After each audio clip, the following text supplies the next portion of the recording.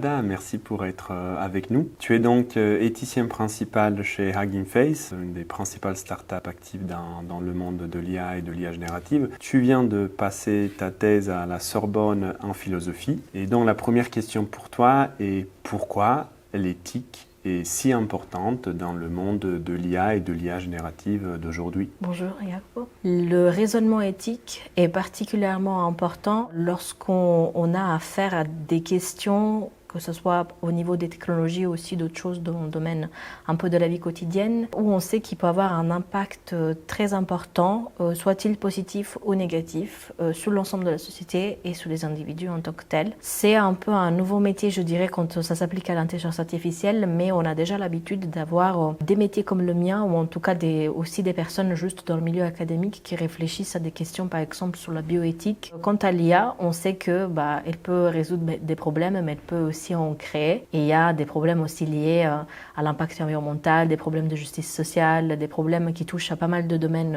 de la vie quotidienne. Comme c'est très simple aussi de la mettre à l'échelle, son impact en fait peut être aussi étendu et très étendu selon son cas d'utilisation. Depuis quelques temps, maintenant au moins 10 ans je dirais, on s'intéresse vraiment à l'éthique de l'IA selon différentes approches. Donc effectivement, l'IA comme démultiplicateur d'impact, impact positif mais aussi négatif, d'où l'importance de considérer les enjeux éthiques de l'IA. Est-ce que tu peux nous donner quelques exemples de comment concrètement l'IA chez vous à Hugging Face ou dans d'autres boîtes affecte le développement de produits, de chatbots, de générateurs d'images?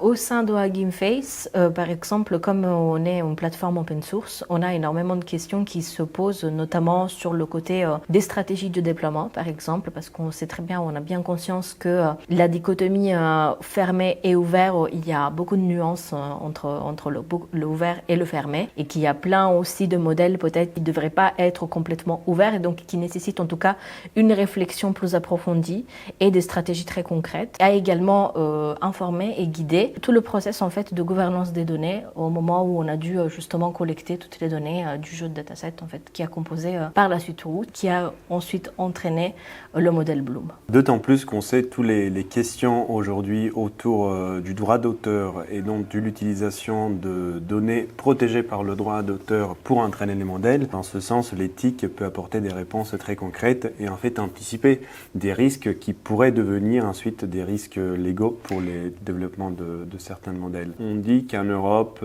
on aime beaucoup les réglementations, se poser des questions éthiques, morales, et que cela peut être un frein au développement et à l'innovation technologique, alors qu'ailleurs, dans des cultures différentes, aux États-Unis ou en Chine, peut-être ils se posent moins de questions ou des questions différemment et donc ils ont un avantage concurrentiel. Est-ce que cela est un frein ou potentiellement un avantage concurrentiel aussi dans ce panorama? Je le vois surtout comme un avantage parce que c'est pas juste une question d'anticiper les risques, mais pour moi c'est vraiment essayer de guider à travers le bon exemple. Il faut pas avoir l'éthique comme juste une discipline qui va mettre les bâtons dans les roues du développement et donc va juste ralentir. Il faut pas se mentir, évidemment, inclure le discours et l'analyse éthique va parfois ralentir des process de développement, mais le temps qu'on va perdre en amont pendant la phase de développement, par exemple, c'est du temps gagné qu'on va gagner par la suite au moment où on va déployer notre modèle ou notre produit, système, etc. Et sur la question de l'innovation,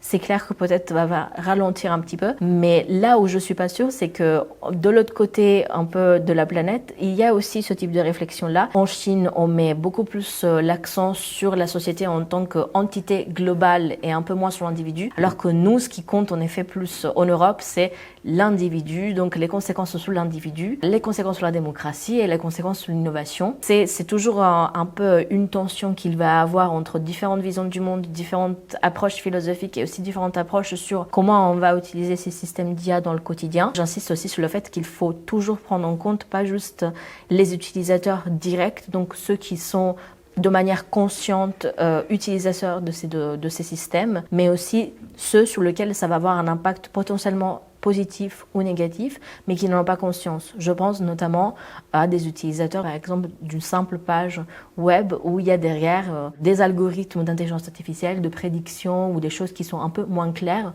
mais qui sont tout de même utilisateurs d'IA. Ça fait une population assez vaste à gérer. Et j'ai appris avec toi pendant la séance, le cours que tu viens de donner ici à Sciences Po. Aujourd'hui, dans le monde de l'IA et de l'IA générative, on arrive à l'éthique washing.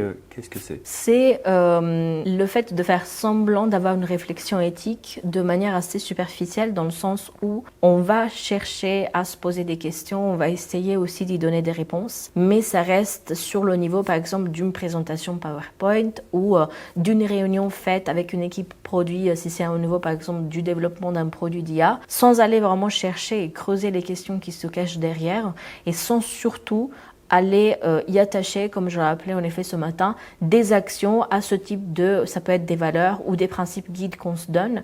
Et donc en fait, ce qu'on obtient, c'est au lieu de nous rendre service, finalement, ça va juste endommager et à la fois un utilisateur final parce qu'il va se dire ah, il y a eu une réflexion éthique, donc il peut avoir des attentes. Mais de l'autre côté, ça va aussi endommager peut-être la vision globale aussi du développement du produit. Peut-être on se pose les bonnes questions, mais on n'essaie pas vraiment d'y apporter des solutions. Et donc en effet, ça reste vraiment dans le monde du washing, qui d'ailleurs on parle d'éthique washing et du côté éthique purement philosophique, mais aussi du côté légal. S'il y a des personnes qui seraient intéressées à suivre une carrière très intéressante, un peu entre deux mondes qu'on pourrait imaginer très loin, le monde de la philosophie et le monde de la tech, de l'IA générative, quel parcours, quels conseils tu pourrais leur donner pour construire une carrière dans ce domaine? Je pense que c'est très intéressant de déjà choisir un sujet qui est un peu spécifique. Ça peut être l'intelligence artificielle, mais ça peut être aussi d'autres types de sujets techniques, on va dire, de manière